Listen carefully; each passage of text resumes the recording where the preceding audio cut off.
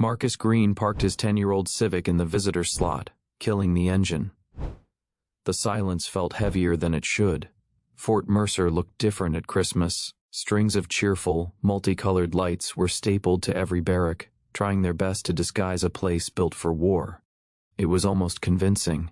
He was here to see an old friend, General Daniel Carter now, a fact that still made Marcus smirk. Back in the sandbox, Carter had been Danny, a lieutenant who couldn't read a map to save his life, literally. Marcus, his staff sergeant, had done that part. The guard at the gate had been polite, efficient, the pass was waiting. Everything was by the book. That should have been his first clue that the night wouldn't be. He found the designated officer's recreation building, a low brick thing buzzing with the sound of too many young men on sugar cookies and cheap beer. He pushed inside, the warmth hitting him. The smell of pine-scented cleaner and spiked eggnog. A lieutenant spotted him first, a kid with a jawline sharper than his military bearing. His eyes scanned Marcus. The simple jeans, the old leather jacket, the quiet, observant posture of a man taking in a room's exits and threats.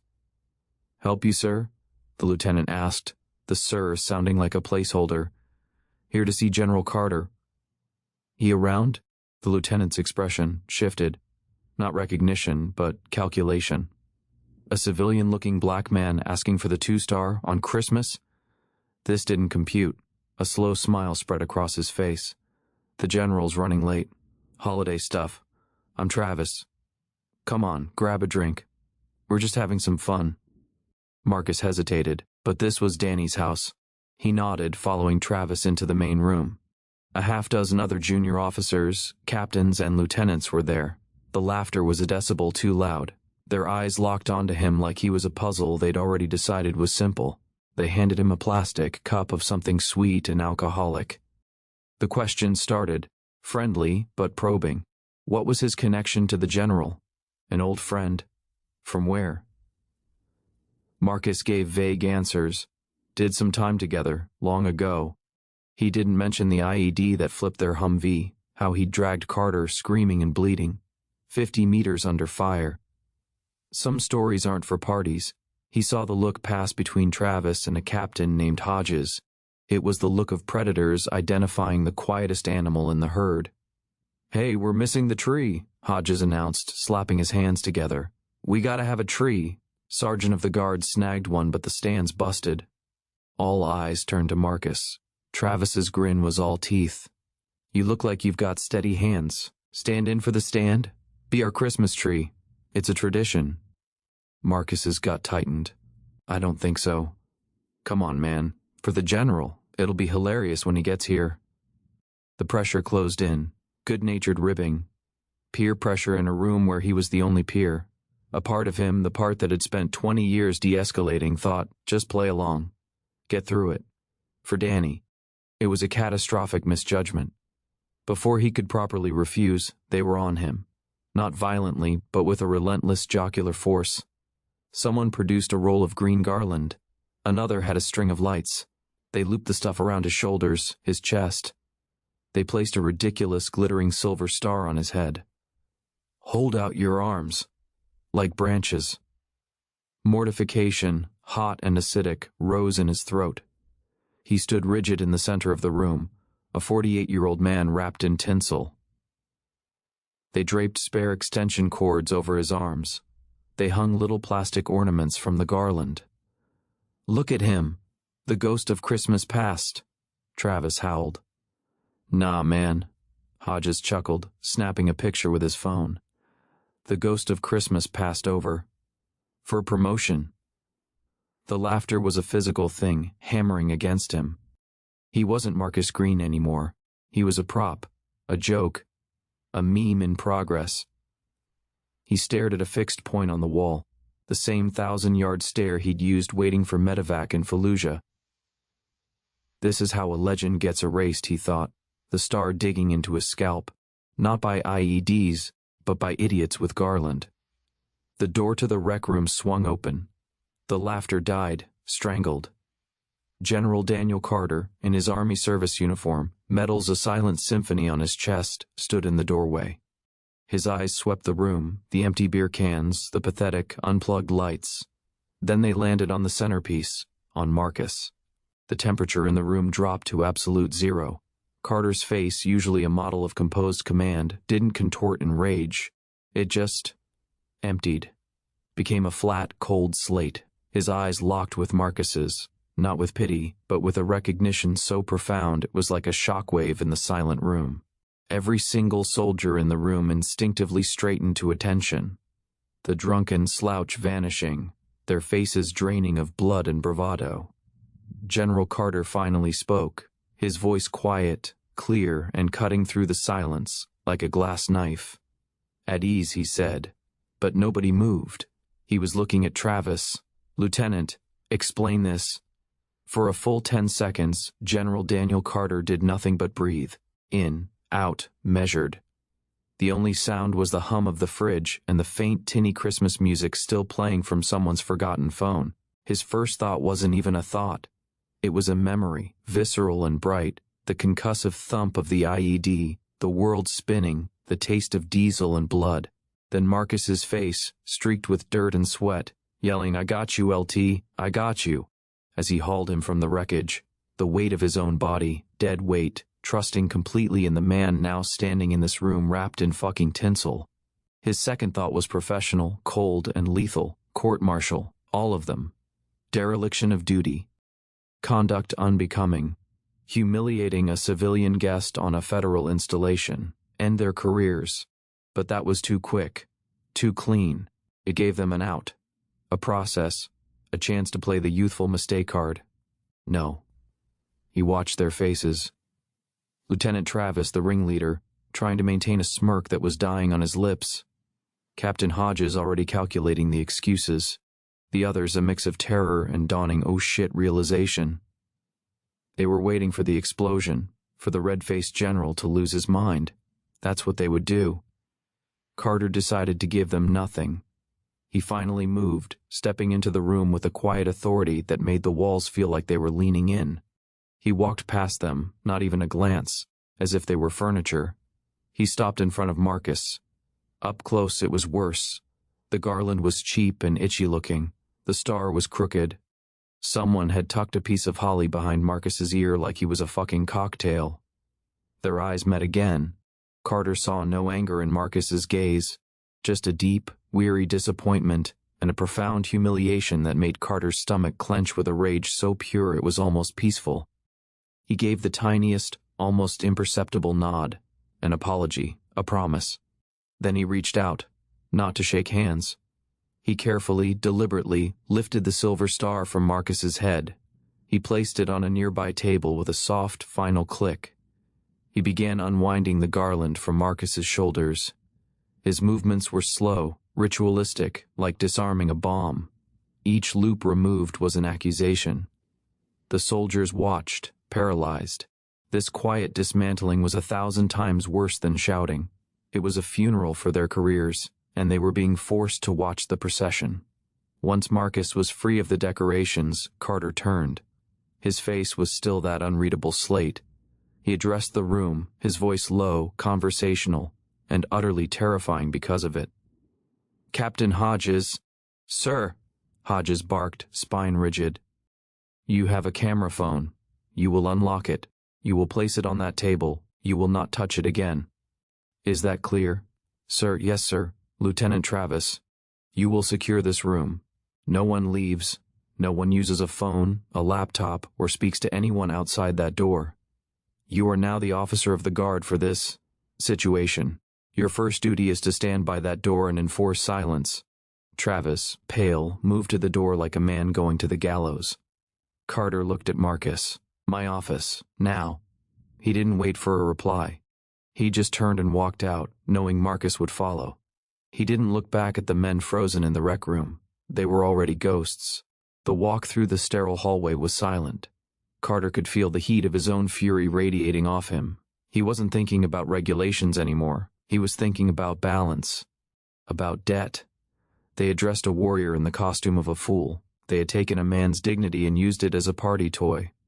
And they had done it to his brother. They reached the polished, oak door, marked General Daniel Carter, commanding. Carter opened it, held it for Marcus, then closed it softly behind them. Only then, in the privacy of the quiet book-lined office, did he let his shoulders drop a fraction. He turned to face his friend. "Marcus," he said, the word heavy with everything he couldn't say yet. Marcus finally spoke, his voice a dry rasp. "Nice kids you're raising here, Danny." Carter went to a small cabinet, pulled out 2 glasses and a bottle of decent bourbon. The real stuff, not the eggnog swill. He poured 2 fingers in each, handed one to Marcus. "They're not kids," Carter said, his voice finally showing the edge. "They're officers. And they're finished. If you are enjoying this story, kindly subscribe this channel." So, Marcus took the bourbon, knocked it back in one smooth, practiced motion. The heat of it was a grounding burn, a real sensation to replace the surreal numbness of the last 20 minutes. He placed the empty glass on the general's immaculate desk with a soft click. "Finished," Marcus echoed, his voice flat. "What does that mean exactly? A stern talking to? Extra duty?" Carter sipped his own drink, his eyes on the dark liquid. "It means I'm going to paint them into a corner with their own arrogance, using every regulation they ignored as the brush." He looked up. "They thought they were pranking a nobody. I'm going to make sure they understand, in exquisite detail, exactly who you are. And then I'm going to bury them in the paperwork of their own stupidity." Marcus shook his head, a tired gesture. "Danny, man, I just came for a drink, to see an old friend, not to reignite your sense of dramatic justice." "It's not justice," Carter said, his voice low and precise. "It's pest control. They're a moral rot. If they do that to you, a civilian, a veteran in my house, what do they do to their own subordinates, to interpreters, to locals when they think no one's watching?" He leaned forward. "They used you for laughs. They will not laugh again. Not in this army." He saw the protest still forming in Marcus's eyes. The man's whole life had been about absorbing blows so others wouldn't have to. Carter decided to shift tactics. "How's the leg?" Marcus's hand went unconsciously to his thigh.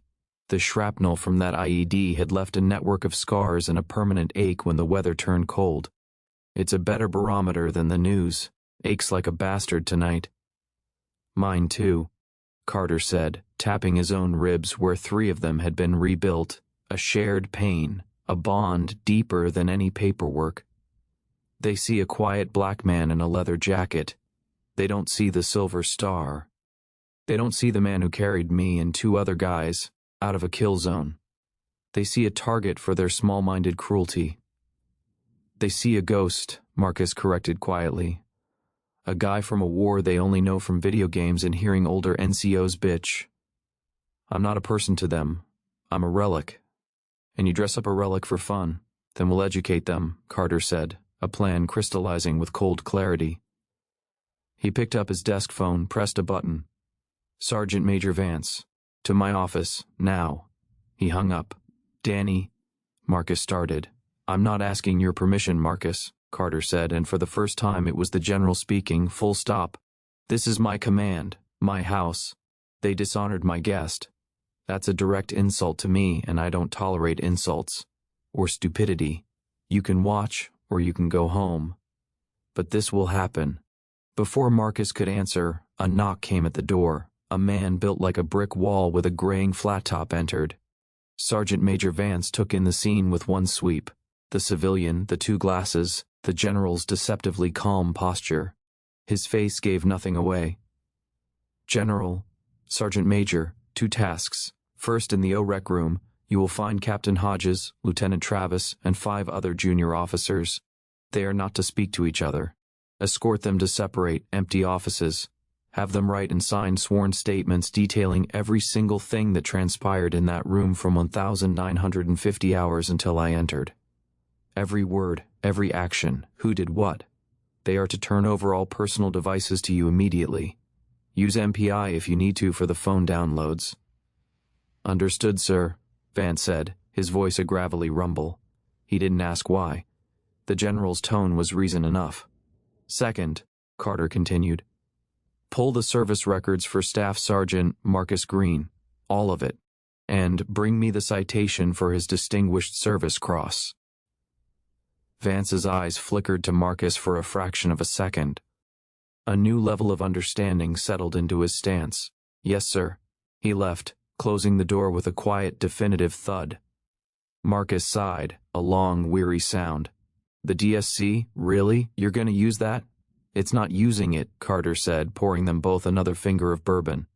It's establishing facts. They need to know the weight of the man they tried to make weightless. He handed Marcus the glass. Now, you're staying. You're going to have dinner with me. And tomorrow, you're going to sit in the room while I explain to those boys exactly what a real soldier looks like. Down the hall, in separate, suddenly, very cold offices, 7 men had just begun to realize their hilarious prank had just triggered a full-scale professional-grade investigation. The first thread had been pulled. The unraveling had begun. By 2,200 hours, the machine was in motion. Sergeant Major Vance was a force of nature with a checklist. The 7 officers sat in separate sterile rooms, former storage closets and unused interview spaces, with a single sheet of paper and a pen. The instructions were simple, brutal, and delivered without emotion by a stone-faced MP. Write everything, omit nothing, sign and date. In room A, Captain Hodges stared at the blank page, sweat beading at his temples. His mind raced for a spin. A voluntary, good-natured holiday tradition. Misunderstanding, civilian participant was jovial. He stopped. The memory of Marcus Green's eyes, that flat 1,000-yard stare as they draped the lights over him, killed the lie before he could write it. The man hadn't been jovial. He'd been a statue of silent humiliation. Hodges crumpled the first sheet, started over. In room B, Lieutenant Travis's bravado had curdled into a sour fear. He tried to write a version that painted him as a mere facilitator, but the words sounded hollow even to him. SSG Green was encouraged to participate in a unit morale activity. He'd used the wrong rank. He didn't even know the man's rank. He scratched it out. Mr. Green, his phone was gone. Vance had taken it with a gloved hand, dropping it into an evidence bag. That single act had turned the situation from embarrassing to legally perilous. Meanwhile, in Carter's office, the sergeant major laid a thin personnel file and a framed citation on the desk.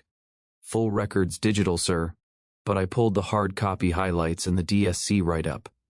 As requested. Carter nodded. Their statements? Starting to trickle in, sir. MPI is collating. Early read is they're trying to minimize, but the facts are stubborn things. The physical evidence is unambiguous. He meant the photos on Hodges' phone, which a terrified specialist in the MP station was now cataloging. Thank you, Sergeant Major. Dismissed. Once alone, Carter slid the citation toward Marcus, who was staring out the window at the dark parade ground. Remember this? Marcus didn't turn. I remember a lot of noise and dirt, and you bleeding on my boots. The Army remembers it differently. Carter picked it up and read, his voice quiet but clear in the silent room. For extraordinary heroism, with complete disregard for his own safety, Staff Sergeant Green exposed himself to intense and accurate enemy fire to recover 3 wounded members of his team. His actions directly saved the lives of First Lieutenant Daniel Carter, Private First Class. They dressed you up like a party favor, Carter said, putting the citation down. They don't get to do that. Down the hall, the first crack appeared. A lieutenant named Parker, the youngest and most visibly shaken, finished his statement. He'd written it all down in a frantic, honest scrawl. Travis's idea, Hodges goading, the specific jokes made. He signed it, his hand trembling. When the MP collected it, Parker, his voice barely a whisper, asked, Who was he? The civilian? The MP, an old staff sergeant with eyes that had seen too much, looked at the young officer with something close to pity. That civilian, sir, he said, emphasizing the rank to make a point, has more time in a combat zone than you've got in the Army, and he's got a medal you'll only ever read about. Sleep tight. Parker's face went the color of chalk. Back in Carter's office, Marcus finally turned from the window. So what's the play, General? You've got their statements, you've got the pictures, you charge them, they get a slap. Maybe one of them loses a promotion. They tell the story forever as the time the PC police ruined their Christmas. Carter allowed a thin, cold smile. A court-martial is a public spectacle. It gives them a stage. I'm not giving them a stage. I'm giving them a process, an administrative, quiet, grinding process. He opened Marcus's service file. I'm not charging them with humiliating a civilian. I'm charging them with harassment of a veteran and recipient of the Distinguished Service Cross on a federal installation, while he was the invited guest of the commanding officer. That's not a slap. That's a career-ending letter of reprimand. That's a mandatory ethics review board.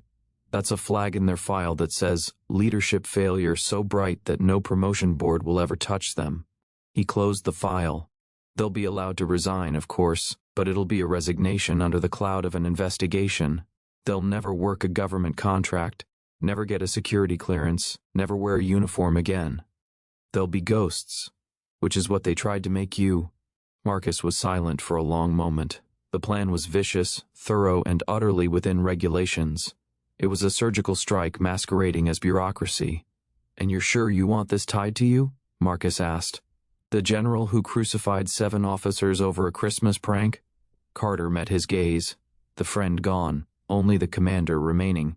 It's not a prank, it's a symptom. And I'm cutting out the infection.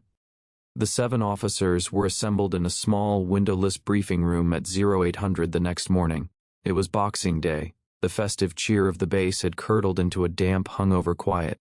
Their own hangovers were purely from fear. They stood at stiff attention when General Carter entered, followed by Sergeant Major Vance. Carter didn't tell them to sit. He placed a slim folder on the lectern and let the silence stretch, letting them marinate in it. They looked like hell, pale, rumpled, eyes darting. At ease, Carter finally said, his voice flat. They assumed the parade rest position, a pathetic semblance of discipline. You spent last night writing statements. You've had time to think. I want you to understand the full context of your actions. So, we're going to begin with a reading. He opened the folder, pulled out a single sheet. He didn't look at them. He read the Distinguished Service Cross citation for Marcus Green in its entirety, his voice devoid of dramatic inflection. It was worse that way. The stark, bureaucratic language describing sheer hell, intense and accurate enemy fire, completely destroyed vehicle, 3 separate trips across open ground, landed with the weight of a hammer. Hodges flinched at the line saved the lives of First Lieutenant Daniel Carter. Travis stared at a fixed point on the wall, his jaw muscle twitching. Carter put the paper down. The man you decorated with tinsel and mockery is Staff Sergeant Marcus Green. He is one of 74 living recipients of the Distinguished Service Cross from the Global War on Terror. He medically retired after 22 years of service, with a Purple Heart and a leg full of shrapnel. He was my guest. He let that sink in. The room felt airless. You saw a civilian, a quiet, older black man who didn't fit your idea of a war hero. Your prejudice made you blind. Your arrogance made you cruel. He leaned forward on the lectern. This was not a prank. This was a targeted harassment of a decorated veteran on federal property. You compromised the security and dignity of this installation for a joke. You failed as officers, and you failed as men. Captain Hodges found a shred of nerve. Sir, with all due respect, it was a holiday misunderstanding. No harm was... Silence. Carter's voice didn't rise. It sharpened. It cut. You do not speak, unless I ask you a direct question. The harm, Captain, is quantified in the Uniform Code of Military Justice under Article 134. Conduct unbecoming. The harm is the indelible image of a man who carried me out of hell, standing in a puddle of your cheap Christmas lights while you laughed and took pictures.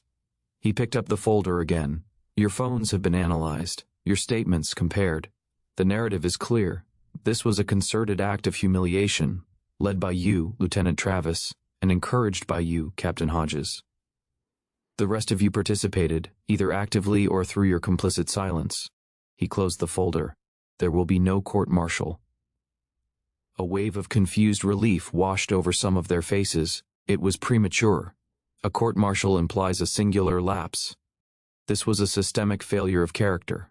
So, you will face administrative separation. Each of you will receive a general officer memorandum of reprimand. This letter will detail your actions in full and will be placed in your permanent military personnel file. It will also be forwarded to the Department of Veterans Affairs and the Defense Counterintelligence and Security Agency. He watched the blood drain from their faces. They understood now. A court-martial could be fought, appealed, spun. A go more from a 2-star general was a career death sentence. It was a black mark that would follow them forever, barring them from promotions, from security clearances, from any future in or adjacent to the government. You will be reassigned to clerical duties, effective immediately, while the paperwork is processed. You will have no contact with each other. You will speak of this to no one. Any attempt to circumvent these orders, any further lapse in judgment, will result in immediate court-martial for obstruction. Do you understand? A ragged chorus of "yes, sir" echoed in the tomb-like room. Dismissed. They filed out, broken. Carter didn't watch them go. He looked at Sergeant Major Vance. "Get Marcus. Tell him it's time for breakfast. And tell him." The first phase is complete. The real punishment wasn't the reprimand. It was the knowledge.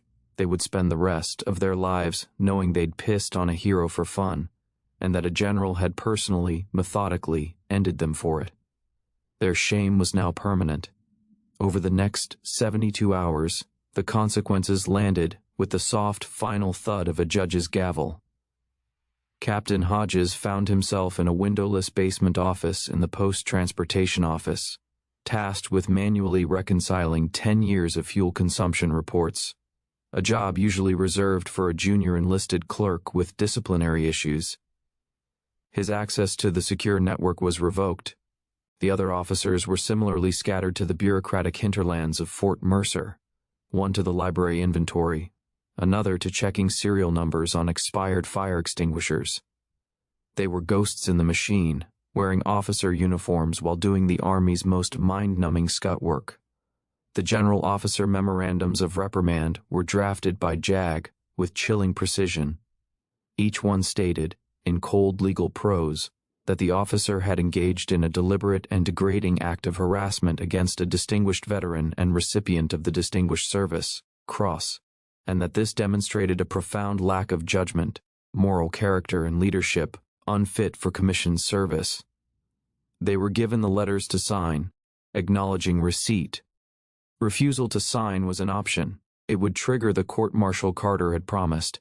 Each man signed. The sound of the pen scratching was the sound of their futures shutting down. Marcus watched it unfold from the guest quarters Carter had arranged for him. He felt no victory, just a hollow, tired satisfaction.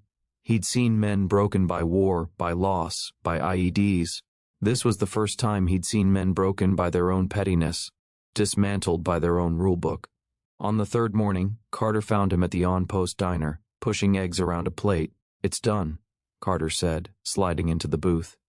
"The reprimands are filed. Their next evaluations will recommend separation. They're finished." Marcus nodded. "Clean work." "It's not over," Carter said, signaling the waitress for coffee. "I have one more step, and it's yours." Marcus looked up, wary. "Mine? The Army's done its part. But you're the aggrieved party. I'm offering you a choice. A say in their final disposition. I'm not a judge, Danny. No, you're the man they wronged.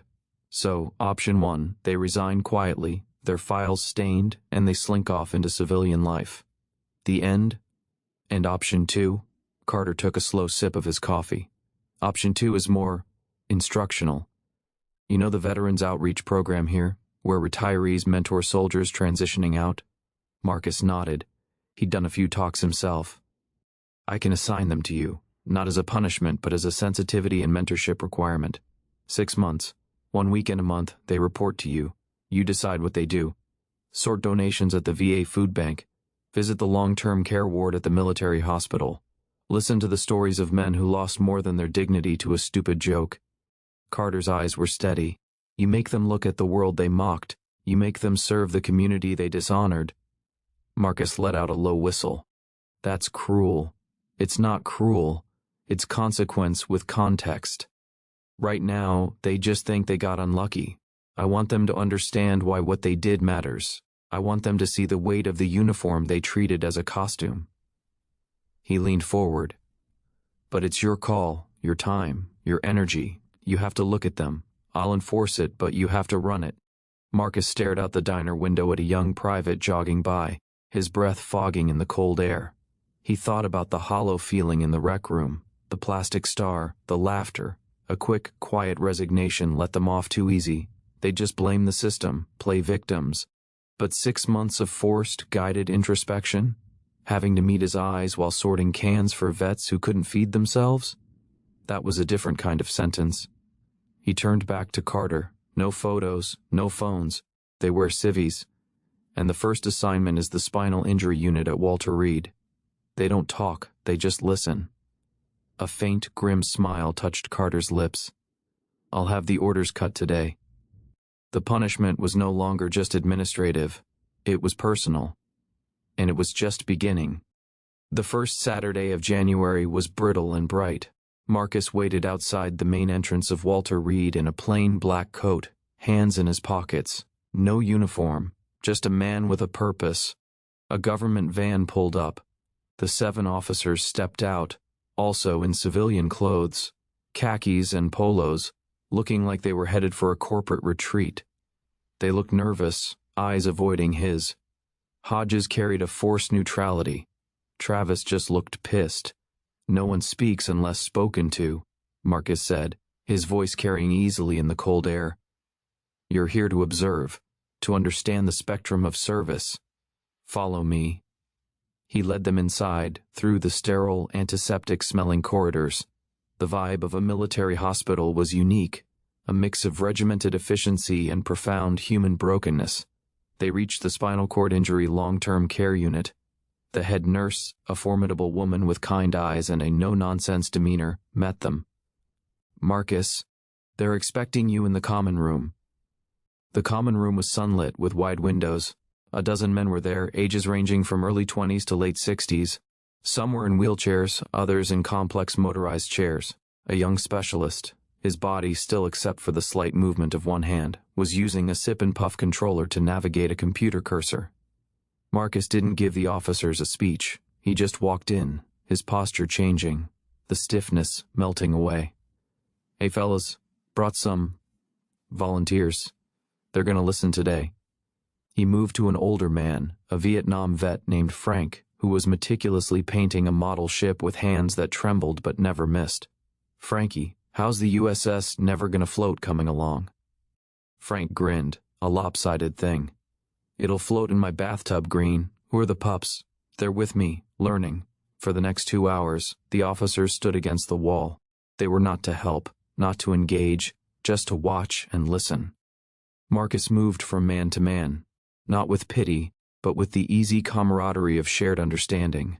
He fetched water, adjusted a blanket, listened to a story about a fire base in Quezon, then to a younger Marine's frustration with his new voice activation software. The officers heard the language of permanent sacrifice, the casual mentions of before the blast, the dark humor about catheter bags, the profound patience in the face of a body that no longer obeyed. Lieutenant Parker, the youngest, stared at the specialist with the sip-and-puff tube. The man was playing chess against a computer, blinking to make his moves. Parker's eyes grew shiny, and he looked quickly at the floor. Captain Hodges watched Marcus kneel beside a sergeant major who had no movement below his neck. Marcus held a tablet steady so the man could use a head pointer to scroll through photos of his grandchildren. The sergeant major's voice was a rasp, but his eyes were bright. That's Liam. Little shit's gonna be a linebacker. Hodges's face, which had been a mask of detached professionalism, began to crumble at the edges. This was the world of real heroes. Not statues, not citations on paper, but men fighting daily, silent battles for inches of independence. And they had mocked a man from this world. Travis just looked increasingly uncomfortable, his anger deflating into a bewildered shame. The contrast was devastating. In the rec room they had been powerful, mocking. Here they were utterly insignificant. Their joke wasn't just offensive, it was profane in the face of this. Finally, Marcus gathered them with a nod. They filed out, silent. In the hallway, the cheerful noise of the common room fading behind a heavy door, Marcus turned to them.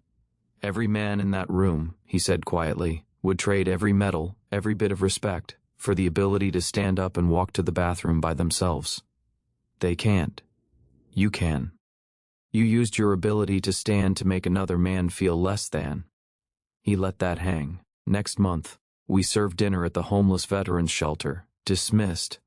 They walked back to the van, their earlier arrogance extinguished. They had not been yelled at. They had been shown a mirror, and in it they saw themselves for the first time. Small, foolish boys playing at being men in a world of real, unbreakable men. The lesson had landed. Deep. 1 year later, almost to the day, Marcus Green sat on the weathered porch of a cabin in the Blue Ridge Mountains. The air was cold and clean, smelling of pine and wood smoke. He sipped from a mug of black coffee, watching a hawk circle on a thermal. A familiar truck, now dusty from the gravel road, crunched to a halt. General Daniel Carter, in jeans and a flannel shirt, stepped out, carrying a six-pack of local beer in a paper bag. No aids, no flags. You're letting your beard go, Carter said by way of greeting, climbing the steps. It itches less than shaving, Marcus replied. You're out of uniform. Best feeling in the world. Carter handed him a beer, then pulled 2 wrapped burgers from the bag. From that diner you like. They ate in comfortable silence for a while, watching the valley below. The peace was earned. The last one resigned last week, Carter said finally, wiping his hands. Hodges held out the longest, trying to fight the paperwork. Finally realized the only thing worse than a resignation with a reprimand is being the only one left, in that basement, counting fire extinguishers. He's gone. Marcus took a pull of his beer, and the others? Travis tried to get a job with a defense contractor. His offer was revoked after the routine security clearance review flagged the go-more. Last I heard, he's selling insurance in Ohio. Parker, the young one, he actually wrote me a letter, said the Saturdays at Walter Reed changed his perspective. He's leaving the Army, but he's enrolled in a nursing program. Wants to work at the VA. Marcus gave a slow nod. That was something. Not redemption, but maybe a rerouting. And you? Carter asked. You finished with them? Marcus thought about the last Saturday session, 3 months ago at the homeless shelter.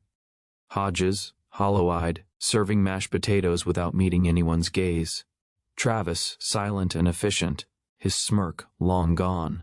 They were broken men, but the brittle, arrogant kind of broken had been replaced by a heavier, more aware kind. They understood the weight now. They'd just never be strong enough to carry it. Yeah, Marcus said. I'm finished. They saw what they needed to see. What they do with it is on them. Carter leaned back in his chair, the wood creaking. You know, I could just had them busted and kicked out. Would have been easier. Would have made you feel better. Marcus corrected gently. This way, they had to live with it.